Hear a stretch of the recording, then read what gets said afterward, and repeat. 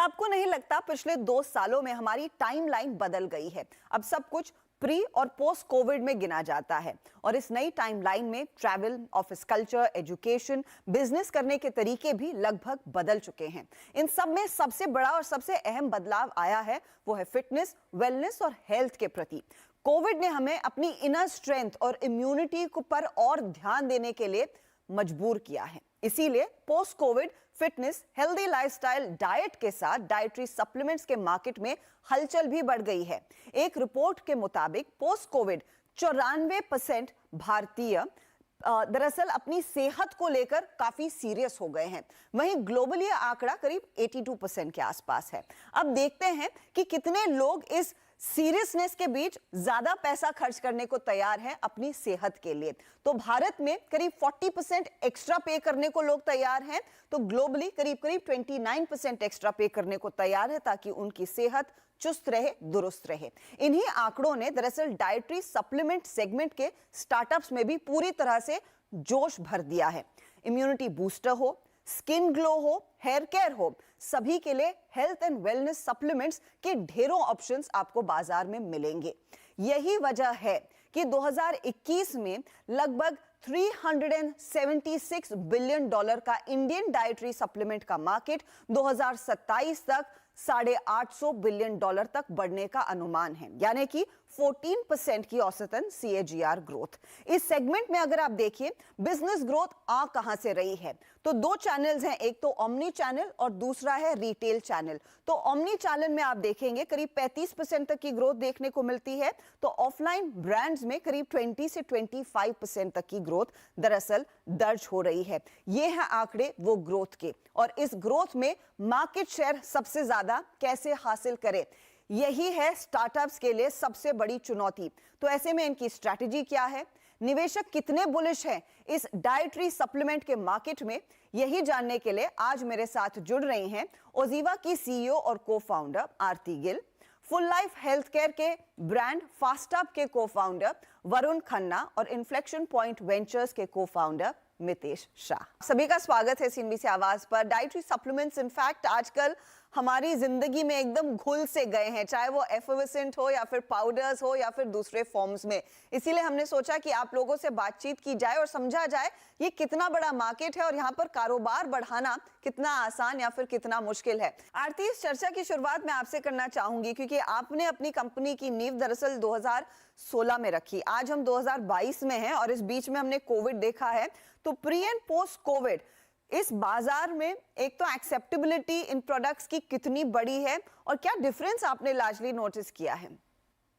हर्षिता, काफी अवेयरनेस बढ़ी है। पहले लोग सप्लीमेंट्स और जब कंजम्पशन था इतना रेगुलर नहीं था, बट वो काफी मात्रा से अभी इंक्रीज हुआ है पोस्ट कोविड। बट अभी भी आज भी हम इंडियन मार्केट की बात करें तो हमारा जो एडल्ट न्यूट्रिशन का पेनिट्रेशन है, जो कंजम्पशन है, सिर्फ 4 to 6% है। दैट मीन्स कि काफी स्कोप है इसको इंक्रीज करने का। हम हमेशा बात करते हैं जैसे ब्यूटी की अगर आज बात करें एज अ कैटेगरी, राइट, उसका टिपिंग पॉइंट आ गया है। आप हर घर में एक फेस वॉश या कुछ फेस सीरम या सोप साबुन कुछ देखेंगे, बट हर घर में सप्लीमेंट नहीं दिखता। लोग आज भी इसको मेडिसिन की तरह कंज्यूम करते हैं rather than as a nutritional supplement, जो कि किड्स कैटेगरी या फिर अपना सीनियर एज वाले कैटेगरी में थोड़ा अलग है। बट जो पीक ईयर्स हैं, जो कि 20 to 45 में, उसमें अभी भी एडॉप्शन थोड़ा कम है। ओके, तो अडॉप्शन थोड़ा सा कम है, लेकिन क्लियरली प्री कोविड से अब आप कंपेयर करें तो शायद अवेयरनेस बढ़ रही है। वरुण, आपका एक्सपीरियंस क्या रहा है? क्योंकि फास्टिन आपकी खासियत यही है कि एक टैबलेट है, उसको पानी में मिलाइए और वो घुल जाता है और उसको आप पी लीजिए। यहाँ पर किसी तरह का शेकर की जरूरत नहीं है, मेहनत नहीं करनी है, ये नहीं देखना है कि प्रोटीन घुला नहीं घुला, लम्स है कि नहीं है। क्या एक्सेप्टेबिलिटी आपको भी लगा है over a period of time and specially पिछले 2 सालों में वो ज्यादा बढ़ रही है, एफिनिटी बढ़ रही है इन प्रोडक्ट्स की तरफ? सो आई थिंक हम लोग हमारी भी जर्नी 7 साल पहले चालू हुई थी एंड हम लोग ने एज प्री कोविड और पोस्ट कोविड एरा एक रियलिटी हो गई है सप्लीमेंट बिजनेस में। I think as what Aarti also mentioned, the adoption fairly कम है इंडिया में अभी भी। सप्लीमेंट अभी भी मेडिसिन की तरह देखा जाता है। But during the entire COVID lockdown what we have understood is कि लोग एक्चुअली नए प्रायोरिटीज ढूंढने लग गए हैं। They want fitness, they want active living, they want to look a certain way, feel a certain way. And they've also sort of accepted कि अगर हम लोग ये दवाई इसको is not a medicine, it's a supplement. और अगर हम लोग इस supplement को लें, actually उसका एक impact आता है. ओके तो इस डिफरेंस से आप लोग कितने अपने बिजनेस को भुना पाए हैं, बढ़ा पाए हैं, उस पर मैं आऊंगी। लेकिन इन्फ्लेक्शन पॉइंट वेंचर्स ने हाल ही में इनफैक्ट 6-8 महीने पहले ही एक ऐसी ही कंपनी को बैक किया। मितेश, आपके फाइंडिंग्स क्या हैं इस सेक्टर को लेकर? एक मार्केट बढ़ रहा है लेकिन बहुत सारी कंपनियां बहुत जल्दी यहां पर उतरने लगी हैं। जी बिल्कुल, आई थिंक डेफिनेटली कोविड एक अच्छा टेलविंड था इन प्रोडक्ट्स के लिए। हेल्थ अवेयरनेस, जैसे कि आरती और वरुण ने कहा, हेल्थ अवेयरनेस बढ़ रही है, this has become a priority and people are increasingly adopting this. तो एक अच्छा सा माहौल बन रहा है for growth in this sector. At the same time business के तरीके से देखें, इन्वेस्टमेंट एंगल से हम देखें, आई थिंक कंपटीशन भी बढ़ रहा है। There are lot of players who have entered into this segment and जो एक डिफरेंशिएटर होता है that is very very important. So in this market हमने जो रियलाइज किया is that is efficiency of your product. एक अच्छा प्रोडक्ट डेफिनेटली जरूरी है, वो लाइक हाइजीन है, वो तो होना चाहिए। But we as Indians are price sensitive as well. तो आप अपनी ब्रांड पोजीशन कैसे करते हो, कौन से प्राइसिंग पॉइंट पे आते हो, कैसे पैकेजिंग होती है, कैसे ब्रांडिंग होती है, right, this are all very very important things to drive an investable business. तो व्हाइल हेल्थ सप्लीमेंट की तरह ये डेफिनेटली एक मस्ट हैव है, काफी अच्छी कैटेगरी है। But from a business perspective, I think all these things around your ability to create a good brand and ability to kind of retain your customer for the long run, that is also very very important, as we have realized, and we are very bullish about this category. हमने इसमें काफी deep में research की हुई है and हम इसमें continuously back करते रहेंगे नए प्लेयर्स। ओके तो उस डीप रिसर्च पर मैं आऊंगी, आपकी कुछ और इनसाइट्स मुझे चाहिए। लेकिन आरती, जैसे वरुण भी मेंशन कर रहे थे और उनके मुंह से गलती से निकल गया इस दवाई को खाएं, ये है तो है सप्लीमेंट, लेकिन लोग अभी भी जब इसे कंज्यूम कर रहे हैं वो लार्जली कंजम्पशन पैटर्न्स क्या हैं? वो लोग जो शायद जिम जाते हैं, योगा करते हैं, हर रोज दौड़ते हैं, जिनको समझ है कि हाँ कुछ ऐसे न्यूट्रिएंट्स हैं जो हमें अतिरिक्त चाहिए होते हैं हमारी नीड्स के हिसाब से या फिर हमारे वर्कआउट प्लान के हिसाब से, उसके आगे इस प्रोडक्ट लाइन को बढ़ा पाना क्या वो मुमकिन दिख रहा है? और उस चैलेंज को आपने कैसे हाथों हाथ लिया है, उसका अगर मुझे अंदाजा दे सके। आई थिंक हर्षिता, पहले तो मार्केट बहुत बड़ा है, राइट, जिससे हम बात कर रहे थे, मतलब $4 बिलियन मतलब से भी बड़ा है, 30,000 करोड़। अब हम सोचते हैं कि मार्केट है किसके पास? अगर इतना बड़ा मार्केट है तो एक तो फ्रैगमेंटेड है ये मार्केट काफी। दूसरा, आई थिंक इसमें काफी फार्मा प्लेयर्स, ये जो आपका न्यूट्रिशन एज अ कैटेगरी है वो राइट बिटवीन फार्मा और एफएमसीजी प्लेयर्स के बीच में बैठता है, राइट। तो अभी तक जो इंडिया में काफी एडॉप्शन और जो सेल होता है प्रोडक्ट्स का, वो डॉक्टर रेकमेंडेड या फिर आपकी प्रिस्क्रिप्शन में आ जाएगा। अगर आप किसी भी डर्मेटोलॉजिस्ट या ट्राइकोलॉजिस्ट या डॉक्टर के पास जाएंगे तो अगर वो 3 चीजें रेकमेंड करें, स्पेशली अगर हम हेयर और स्किन की बात करें, तो उसमें 3 चीजें माइक्रोन्यूट्रिएंट्स होते हैं उन 4 प्रिस्क्रिप्शंस में से। लोगों को लगता है वो दवाई है, बट वो एक्चुअली में न्यूट्रिशन सप्लीमेंट्स है, जिंक हो, आयरन हो, या कोई भी कॉम्बिनेशन ऑफ माइक्रोन्यूट्रिएंट्स या हर्ब्स हो। तो it also is a scope कि हम इसको ब्रांडेड कैसे कर सकते हैं। वेस्टर्न मार्केट्स में हमने देखा है कि इसमें काफी बड़ी बड़ी $1 बिलियन प्लस ब्रांड्स बैठी हुई हैं।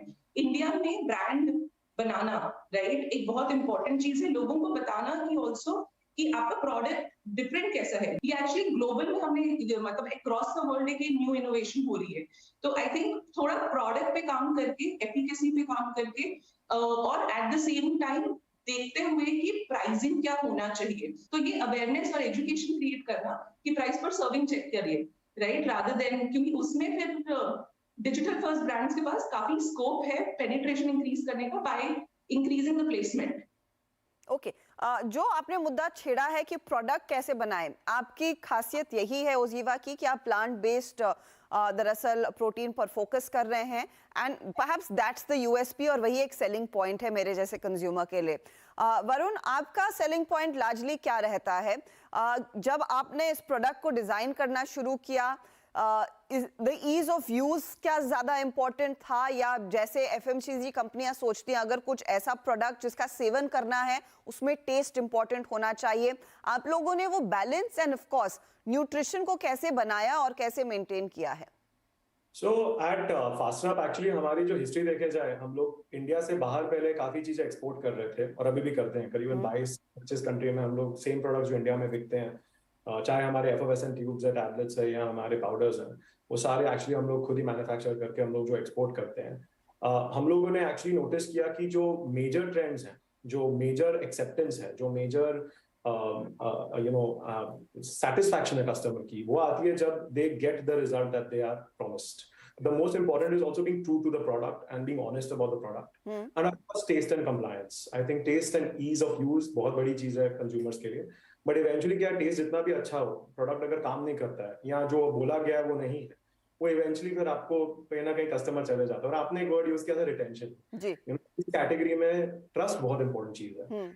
जो ये कैटेगरी है अभी वो बन रही है, इट इज अभी बहुत बहुत नेसेंट स्टेज में, मतलब 4% 5% पेनिट्रेशन जैसे आरती ने बोला कुछ नहीं है इंडिया के लिए, और ये तो market is just growing constantly. इस चर्चा में लेंगे एक छोटा सा ब्रेक, लेकिन बने रहिए सीएनबीसी आवाज के साथ।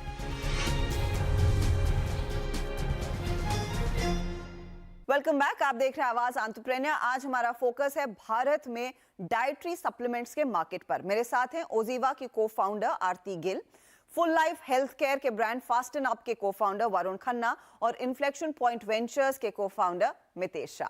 पहले मितेश, हम इस तरह के एडिशनल न्यूट्रिशन की बात करते थे, इन प्रोटीन शेक्स की बात करते थे, तो सब लोग सोचते थे कि अगर आपको अपनी बॉडी आर्नल्ड श्वार्ज़नेगर जैसे बनानी है तो वे प्रोटीन यूज कीजिए। लेकिन आजकल जब आप इन कंपनियों से इंटरेक्ट करते हैं, has that mindset completely changed? और क्या उसमें फिर वो डिस्ट्रीब्यूशन स्ट्रैटेजी का एक बड़ा रोल है? क्योंकि अब आप देखिएगा जो ब्रांड बिल्ड किया जा रहा है वो उसका फोकस यही है कि आप आपका मेटाबॉलिज्म बढ़ाएगा, आपकी मसल स्ट्रेंथ बढ़ाएगा, शायद कुछ ब्रांड्स बोलेंगे कि आपको एडिशनल मसल बल्क देगा। Has that communication largely changed या फिर उस पर भी इन ब्रांड्स का ध्यान देना जरूरी है?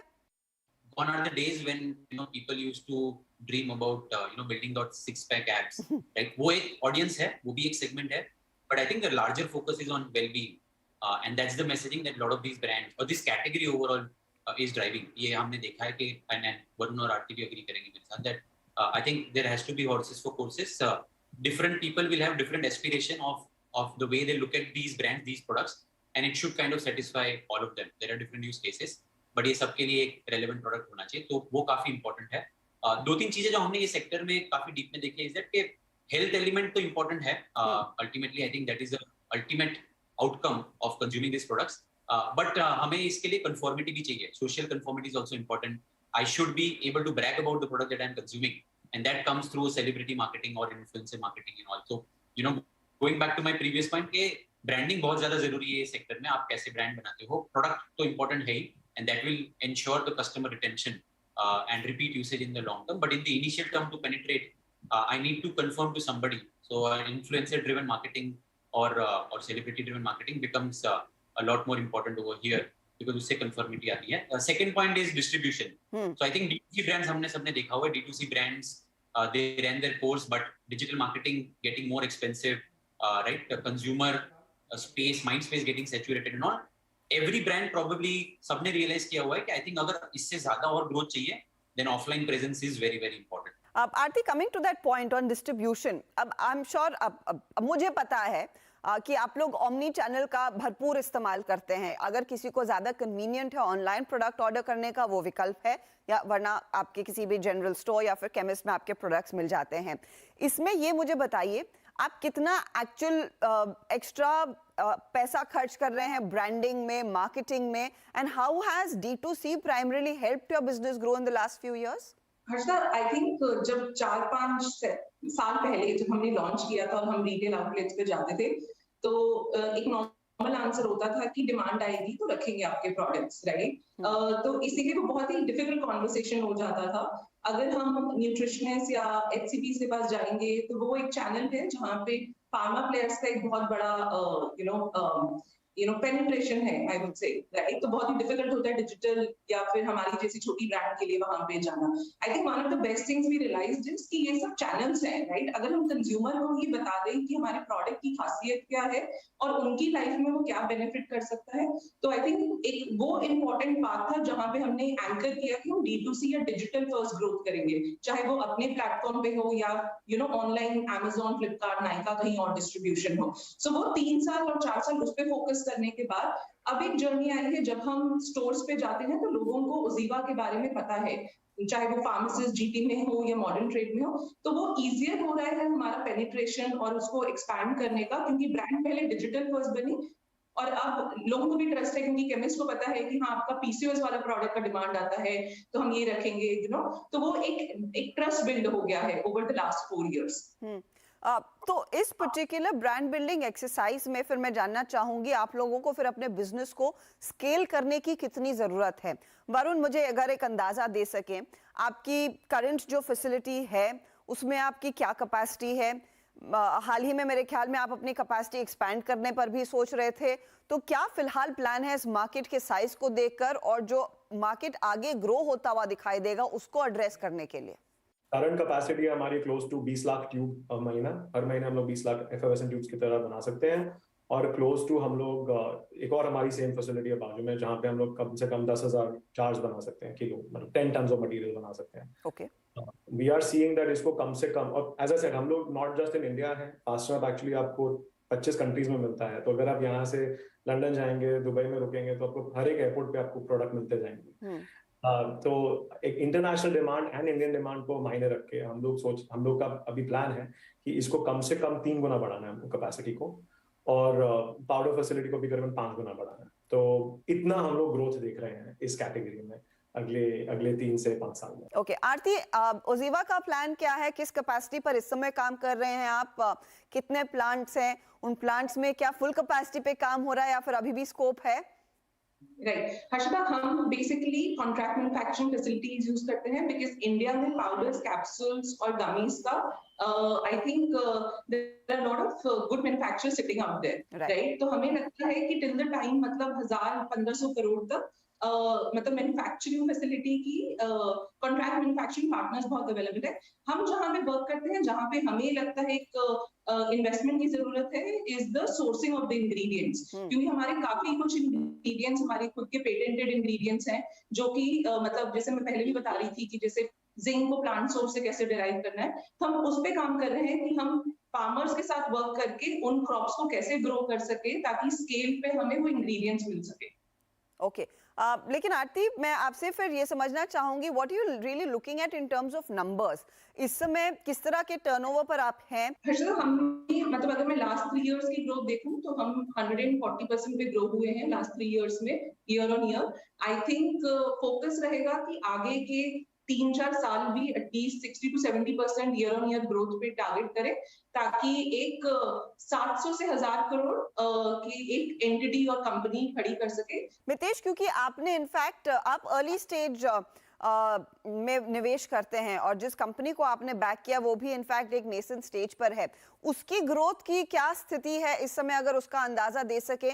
और जब आपने इन्वेस्ट किया होगा, आपने भी कुछ कैलकुलेशन किया होगा कि ये मार्केट कितना ग्रो होगा, कितनी अपॉर्चुनिटी उस पर्टिकुलर प्लेयर के हाथ लगती हुई दिखाई देगी इन बाकी ऑलरेडी एस्टैब्लिश्ड पियर्स के सामने? वन इंपॉर्टेंट थिंग यहाँ पे ये सेक्टर में एक बन रही है जो कि जनरली बाकी सारे D2C या कंज्यूमर फोकस सेक्टर में भी बन रही है, that revenue top line growth तो इंपॉर्टेंट है but bottom line is also getting important. Right, तो धीरे धीरे हम मूव कर रहे हैं कि जहाँ पे पहले एक रेवेन्यू या जीएमवी का मल्टीपल दिया जाता था फॉर वैल्यूएशन, वहां से अभी EBITDA मल्टीपल की बातें हो रही है, and company should have this focus on profitability definitely as part of their strategy for us as investors to check and write the story. So ये एक चीज काफी इंपॉर्टेंट बन चुकी है आज की डेट में, when margins are high but जो ग्रॉस मार्जिन अच्छे हैं वो EBITDA लेवल पे भी कन्वर्ट होना चाहिए।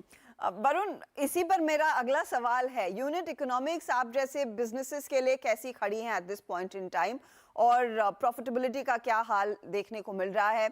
जब आप स्केल की बात करते हैं, how will it translate in terms of revenues, your profits, and of course margins? So as a business, we are actually at a larger base. We are also growing close to 20 to 25% month on month. So करीबन 20 से 25% हर महीने हम लोग grow कर रहे हैं. और हमारा जो ओरिजिनल टारगेट था कि अगले 3 साल में, so लास्ट ईयर चालू किया था, अगले 3 साल में हम लोग को 750 करोड़ का एक ब्रांडेड बिजनेस बनाना है. We are on target at the moment. और ये एक बिजनेस की खासियत है कि चाहे इसमें मार्जिन्स काफी हाई है, but EBITDA is extremely important, especially in today's day and age. It needs to make sense कि बिजनेस एक्चुअली रियलिटी में प्रॉफिट देगा. तो as a business we are very conscious, so हम लोग ग्रोथ विद प्रॉफिटेबिलिटी का target रख के काम कर रहे हैं. And by the end of the year, we should be coming close to EBITDA positive business. Aarti, let me give you the final word. जब आपसे फिर अगली बारी बातचीत होगी, and I'm hoping it's going to be soon, ये बताइए क्या माइलस्टोन्स ओजीवा ने अचीव कर लिए होंगे? क्या वो माइलस्टोन्स इन नंबर्स में रहेंगे? Will it be profitability, margins which will be soaring high, या फिर the kind of range that you want to offer going forward, or a combination of both? I think Harshada, एक purpose driven brand start की थी हमने और उसको build कर रहे हैं. हमारा एक गोल है कि 100 मिलियन कस्टमर्स को लोगों तक कैसे पहुंच सके, राइट. आई थिंक हमारा माइलस्टोन काफी तक इस पे है कि हम कितनी ह्यूमन हेल्थ और कितने लोगों की हेल्थ अफेक्ट कर सकते हैं. That's a broader level, right. But अगर हम बेस लेवल की मैट्रिक्स जिसे बिजनेस डिफाइन होता है, राइट, बिजनेस का डेफिनेशन यही है कि वो प्रॉफिट जनरेट कर सके. आई think that is the real definition, right. तो इसीलिए तभी हमारा जो गोल था लास्ट 6 महीने में ऑलरेडी उस डायरेक्शन में काफी गया. एज अ कंपनी हम CM3 पॉजिटिव हो गए हैं, राइट. EBITDA पॉजिटिव हो जाएंगे बहुत जल्दी. आई थिंक ये थोड़े से लोअर डे टू डे या मंथली मैट्रिक्स जो हम कैप्चर करते हैं, बट ओवरऑल हमारा यही फोकस रहेगा कि कैसे हम अवेयरनेस और एडॉप्शन ऑफ कैटेगरी का इंक्रीज कर सके, क्योंकि हमने एक लीडिंग स्टेप लिया था इस कंट्री में, राइट. और ओजीवा ने जो स्टार्ट की है जर्नी, राइट, एक काफी लोगों को अवेयर किया है इस कैटेगरी के बारे में. आई थिंक वो कंटिन्यू हम करते रहेंगे ताकि मोर एंड मोर पीपल, जो 6% है क्या वो 10%, 11% पहुंच सके. एक बहुत इंपॉर्टेंट मीट्रिक है हमारा. बहुत बहुत शुक्रिया आप तीनों का हमारे लिए समय निकालने के लिए. धन्यवाद CNBC आवाज के लिए समय निकालने के लिए. Wish you a healthy and a prosperous journey ahead. Thank you. इसी के साथ आवाज एंटरप्रेन्योर में आज इतना ही. आपको हमारा शो कैसा लगा ये आप हमें बता सकते हैं. हम ट्विटर और फेसबुक पर हाजिर हैं. अगले हफ्ते फिर मुलाकात होगी. Take care.